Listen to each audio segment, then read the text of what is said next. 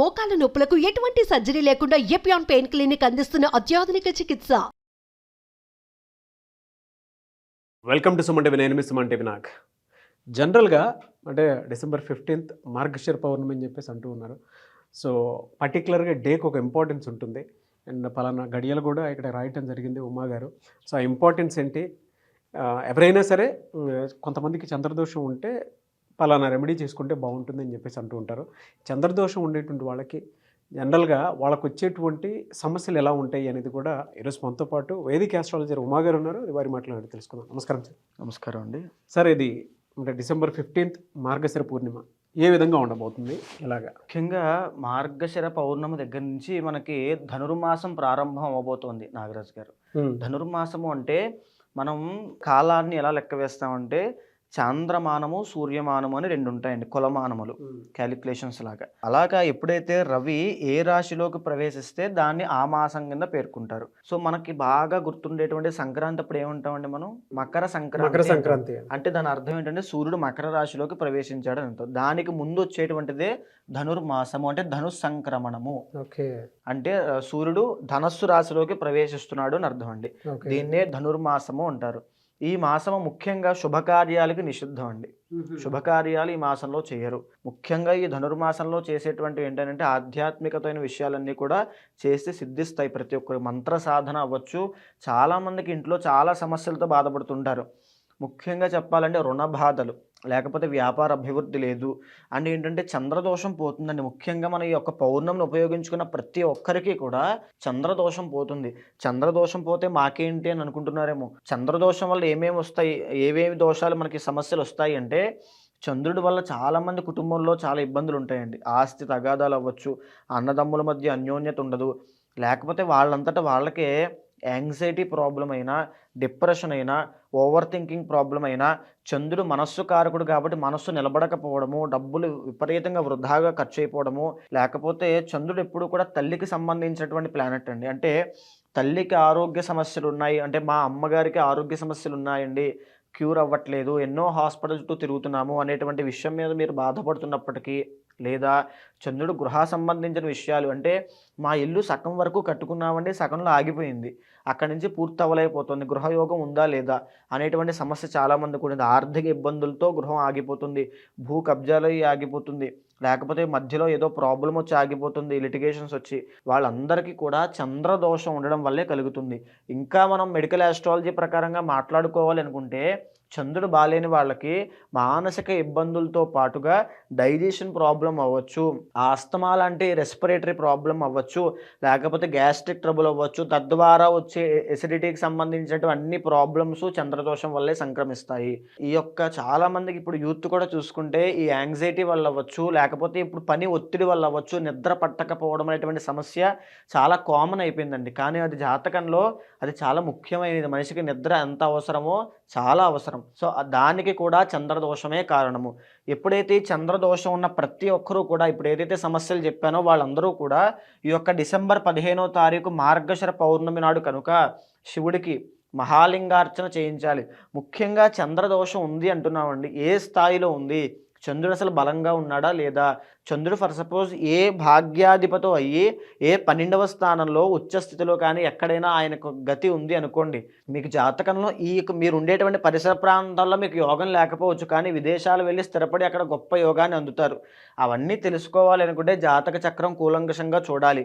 అయితే నేను ముఖ్యంగా ఒక యూనివర్సల్గా చంద్రదోషం గురించి చెప్తున్నాను కాబట్టి చంద్రదోషం ఉన్న ప్రతి ఒక్కరూ కూడా ఈ యొక్క మార్గశిర పౌర్ణమి రోజున December 15వ తారీఖు మార్గశిర పౌర్ణమి రోజున మీకు దగ్గరలో ఉన్నటువంటి గుడికి వెళ్ళి పంచదార, లేకపోతే బియ్యాన్ని, 1 కేజీ బియ్యం కానీ, పాలు కానీ, పెరుగు కానీ, ముత్యాల దండ కానీ, లేదా పుస్తకాలు కానీ ఏదైనా సరే ఒక బ్రాహ్మణుడికి దానం ఇచ్చినా, పేదవాళ్ళకి భోజనం పెట్టినా, లేకపోతే మీకు దగ్గర ఉన్నటువంటి చిన్న చిన్న మూగజీవాలకి ఆహారం కింద పెట్టినా ఈ యొక్క చంద్రదోషం సంపూర్ణంగా పోతుంది. ఈ యొక్క మార్గశిర పౌర్ణమి చాలా శక్తివంతమైంది, దీన్ని ఉపయోగించుకోండి. అయితే ముఖ్యంగా మార్గశిర పౌర్ణమి ఎప్పుడు మొదలవుతున్న విషయం కూడా మీరు తెలుసుకోవాలి. 14వ తారీఖు సాయంత్రం 4:18 దగ్గర నుంచి 15వ తారీఖు మధ్యాహ్నం 2:37 దాకా ఈ యొక్క పౌర్ణమి గడియలు ఉన్నాయి. కాబట్టి 15వ తారీఖు ఉదయం మీరు ఈ యొక్క కార్యక్రమాన్ని, ఈ యొక్క పరిహారాన్ని ఆచరించండి. దీంతో పాటు చాలామంది రుణ బాధలతో ఇబ్బంది పడుతూ ఉంటారు. అంటే లక్ష్మీ కటాక్షం ఉండదు. సంపాదన లక్షలు లక్షలు సంపాదిస్తారు. భర్త సంపాదిస్తారు, భార్య సంపాదిస్తారు, పిల్లలు సంపాదిస్తారు, అందరూ సంపాదిస్తారు. కానీ చేతిలో రూపాయి మిగలదు. ఏదో ఒక ఖర్చు అయిపోతూనే ఉంటుంది. అలాంటి వాళ్ళకైనా లేదా వ్యాపారంలో అభివృద్ధి కలగట్లేదు అనుకునే వాళ్ళకైనా లక్ష్మీ కటాక్షము. చాలామంది లక్ష్మీ కటాక్షం అంటే నాగరాజు గారు డబ్బు మాత్రమే అనుకుంటారు. డబ్బు కాదండి. లక్ష్మీ కటాక్షం అంటే ఆనందము. ఎంత సంపాదించినా మనిషి ఆనందం కోసమే చేస్తాడు. కాబట్టి ఆ లక్ష్మీ తత్వము కనుక, ఆ లక్ష్మీ కటాక్షం కనుక ఉన్నట్లయితే ఎంత మనిషి పేదవాడైనప్పటికీ కూడా చాలా ఆనందంగా, నిర్మలంగా, ప్రశాంతంగా నిద్రపట్టి ఐశ్వర్యంతో ఉంటాడు. దీన్ని ఐశ్వర్య తత్వము అంటారు. ఈ ఐశ్వర్య తత్వమైనా, లక్ష్మీ తత్వమైనా, లక్ష్మీ అనుగ్రహం కావాలన్నా డిసెంబర్ 15వ తారీఖు ఉదయము దగ్గరలో ఉన్నటువంటి గుళ్ళో అయినా లేదా మమ్మల్ని సంప్రదించినా మా పీఠంలో కానీ ఈ యొక్క మహాలక్ష్మి హోమం చేయాలండి. ఎలా చేయాలి మహాలక్ష్మి హోమం అంటే, ఎర్ర తామర పువ్వులతో కానీ, నీలపు కలువ పువ్వులతో కానీ, అమ్మవారికి బెల్ల పాయసంతో హోమం చేసినట్లయితే అపారమైనటువంటి లక్ష్మీ కటాక్షం కలుగుతుంది. అష్ట ఐశ్వర్య సిద్ధి కలుగుతుంది. అద్భుతమైనటువంటి యోగాలు సిద్ధిస్తాయి. జాతకంలో చాలామందికి గజకేసర యోగం ఉంటుంది. కానీ దాంతోపాటు ఏదో ఒక చిన్న దోషం వల్ల, కాలసర్ప దోషం వల్ల, పితృశాపం వల్ల, ఏదో ఒక ఇబ్బందితో ఆ గజకేసర యోగం యొక్క సంపూర్ణ రాజయోగాన్ని అనుభవించలేకపోతారు. వాళ్ళు కూడా ఈ యొక్క మార్గశిర పౌర్ణమి రోజున మా పీఠానికి రండి. తప్పకుండా ఈ యొక్క మహాలక్ష్మి హోమాన్ని చేయండి. అక్కడి నుంచి మీకున్నటువంటి రాజయోగమైన, రాజభోగాన్ని కలిగించేటువంటి శుక్రుడికి సంబంధించిన యోగాలైనా, లేకపోతే ఎలాంటి గొప్ప యోగాలైనా అద్భుతమైనటువంటి ఫలితాన్ని ఇస్తాయి. అక్కడి నుంచి ఆర్థికంగా అవ్వచ్చు, మనశ్శాంతిగా అవ్వచ్చు, అంటే మనఃపూర్వకమైనటువంటి సంకల్పాలు ఏమున్నా సిద్ధిస్తాయి. మనఃసిద్ధి అంటారు. సో అది కూడా సిద్ధిస్తుంది. ఎలా అంటే ఈ చంద్రదోషం ఉండేటువంటి వాళ్ళది అంటే క్యారెక్టరిస్టిక్స్ అండ్ ట్రైట్స్ ఎలా ఉంటాయి? అంటే పర్టికులర్ నక్షత్రం వాళ్ళకు ఉంటుందా లేదా? ఉంటుందండి. ముఖ్యంగా చంద్రదోషము చంద్రుడికి సంబంధించిన నక్షత్రాలు రోహిణి అయినా, హస్త అయినా, శ్రవణం అయినా, ఈ 3 నక్షత్రాల వాళ్ళకి చంద్రుడికి సంబంధించిన దోషాలు తప్పకుండా ఉంటాయి. అందులోనూ ముఖ్యంగా రోహిణి నక్షత్రం సర్వదోష నక్షత్రము. అంటే 4 పాదాలకి దోషం ఉంటుంది.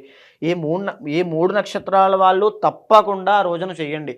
ఆ రోజున బియ్యం కానీ దానం ఇవ్వడం కానీ, లేదా చంద్రుడికి సంబంధించిన జపం చేయించి చంద్రుడికి హోమం చేయించడం వల్ల చంద్రుడు ఎప్పుడు కూడా ఒక లగ్జరీని ఇస్తాడండి. ఒక ఇంపాక్ట్ ఎన్ని డేస్ ఉంటుంది సార్ ఈ దోషాలు కనుక జనరల్గా ఉంటే? ఉన్న వాళ్ళకి వాళ్ళు బాధపడుతూనే ఉంటారు. వాళ్ళు కనుక ఈ మార్గశిర పౌర్ణమి ఉపయోగించుకున్నట్లయితే వాళ్ళకి శీఘ్రంగా ఫలితాలు కనబడతాయి. ఉన్నాయో లేదో ఎలా తెలుస్తుంది? జాతక చక్రం ద్వారా. జాతక చక్రం మీరు కనుక అప్రోచ్ అయిన తర్వాత మీ యొక్క జాతకంలో జన్మకుండలి, నక్షత్ర దోషము, తరువాత నవాంశ, దశాంశ. నవాంశ అనేటువంటి విషయాన్ని కనుక వస్తే, జన్మకుండలిలో ఏదైతే గ్రహాలు, చంద్రుడు ఉన్నాడు అనుకోండి, చంద్రుడు ఏ 15 డిగ్రీల దగ్గర ఉన్నాడు, వృషభంలో ఉన్నాడు, లేదా ఏ వృశ్చికంలో నీచస్థితి పట్టాడు అనుకోండి, ఆయన ఏ స్థాయిలో నీచస్థితి పట్టాడు, వృశ్చికంలో చంద్రుడు నీచస్థితి పడితే ఆ జాతకుడి యొక్క తల్లికి ఆరోగ్య సమస్యలు వస్తాయండి. అంటే చంద్రుడి దగ్గర ఉన్నటువంటి మాయ చూడండి, చంద్రుడు మాతృకారకుడు కాబట్టి ఆ జాతకంలో వృశ్చికంలో చంద్రుడు నీచ స్థితిలో ఉంటే తల్లికి ఆరోగ్య సమస్యలు వస్తాయి.